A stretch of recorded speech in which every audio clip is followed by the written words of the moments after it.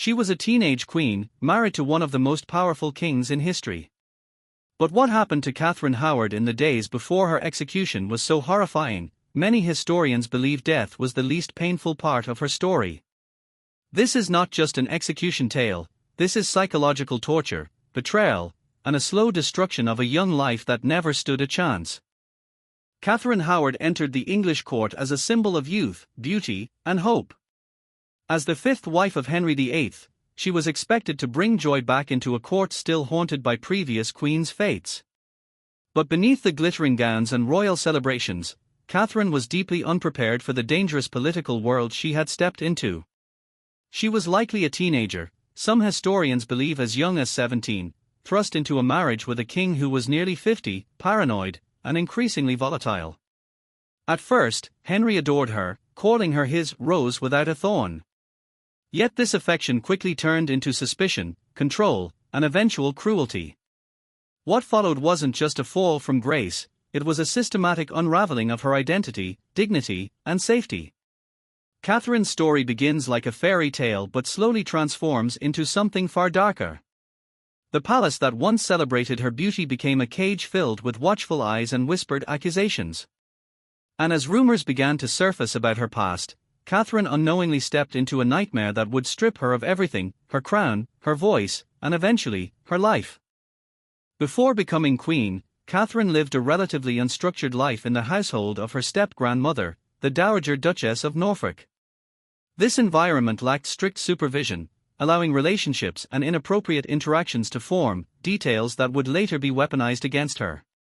Years later, these past connections resurfaced in the worst possible way. At court, enemies were always watching, waiting for a moment of weakness. When whispers began about Catherine's earlier relationships, it sparked a chain reaction that no one could stop. The Tudor court thrived on secrets, and once hers began to unravel, there was no escape. Catherine likely didn't understand the gravity of these accusations at first.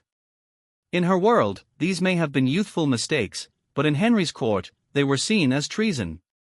Because as queen, her past wasn't just personal, it was political. And any hint of impropriety could threaten the legitimacy of the king himself.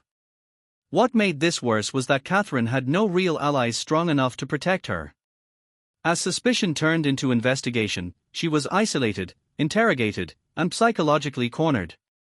The fear that began to creep into her life wasn't sudden, it was slow, suffocating, and relentless. When the accusations formally reached King Henry VIII, everything changed overnight. The man who once adored Catherine became distant, cold, and filled with rage. For Henry, betrayal was not just emotional, it was political humiliation. He had already executed one wife, Anne Boleyn, and he was not afraid to do it again. Catherine was placed under house arrest, cut off from the outside world, and surrounded by guards. This isolation marked the beginning of her psychological torment. She had no way to defend herself, no one she could trust, and no control over her fate. Imagine being a young queen, suddenly stripped of your power, your identity questioned, and your life hanging by a thread. Catherine reportedly broke down multiple times, crying, pleading, and even attempting to see the king to explain herself, but she was denied. The silence from Henry was perhaps the cruelest punishment. It wasn't just abandonment, it was a calculated withdrawal meant to break her spirit. Every passing day deepened her fear, as she realized that the man who once protected her was now the one deciding how she would die. One of the most haunting parts of Catherine Howard's story is what she was forced to endure before her execution. She was moved to different locations under strict guard, often unsure of what would happen next. Reports suggest she suffered intense emotional distress, bordering on hysteria. In one account, she begged to see the execution block so she could practice how to place her head correctly, an image so chilling it has echoed through history. This wasn't preparation, it was psychological collapse. Imagine being so consumed by fear that you rehearse your own death. Catherine wasn't just awaiting execution, she was living in constant terror of it. Her nights were likely filled with anxiety, her days with uncertainty.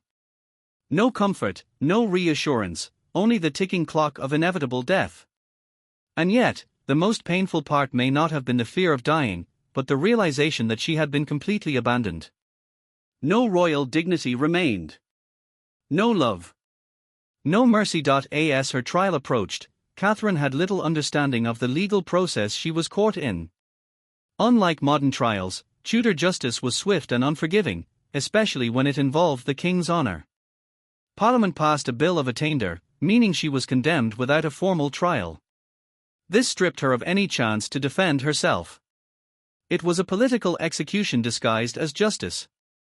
Catherine became less of a person and more of a symbol, a warning to others. Her voice was erased from the narrative, replaced by accusations written by her enemies.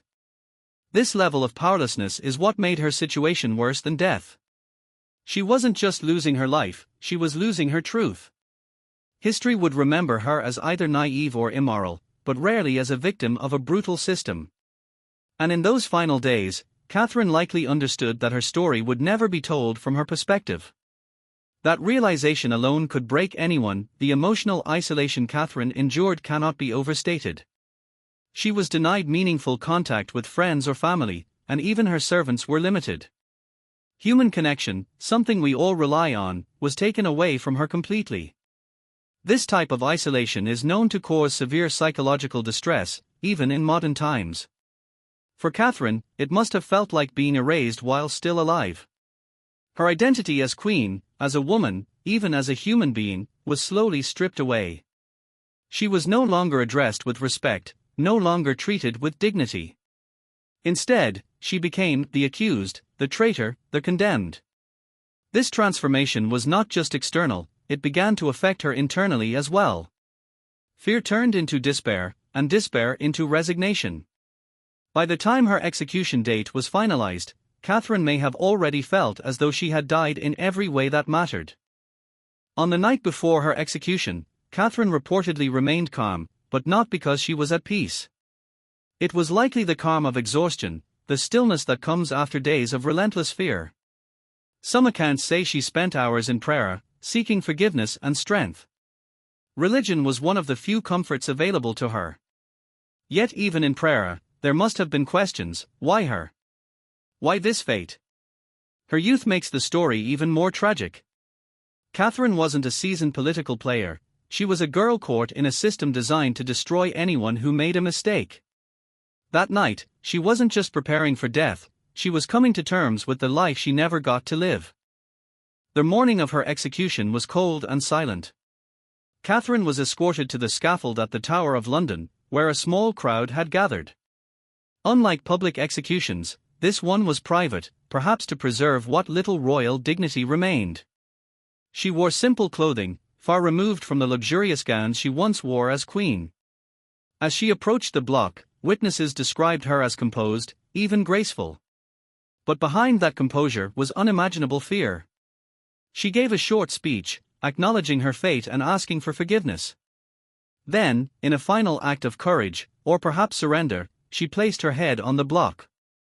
The moment was quick, but everything leading up to it had been unbearably slow. After her execution, Catherine Howard's body was buried in an unmarked grave in the chapel of St. Peter ad Vincula, alongside other victims of Henry VIII's reign. No grand funeral, no royal honors, just silence. Her life, once filled with promise, ended in obscurity. But what makes her story endure is not just how she died, but how she lived in those final days. The fear, the isolation, the psychological torment, these are what truly define her tragedy. Death was only the final chapter.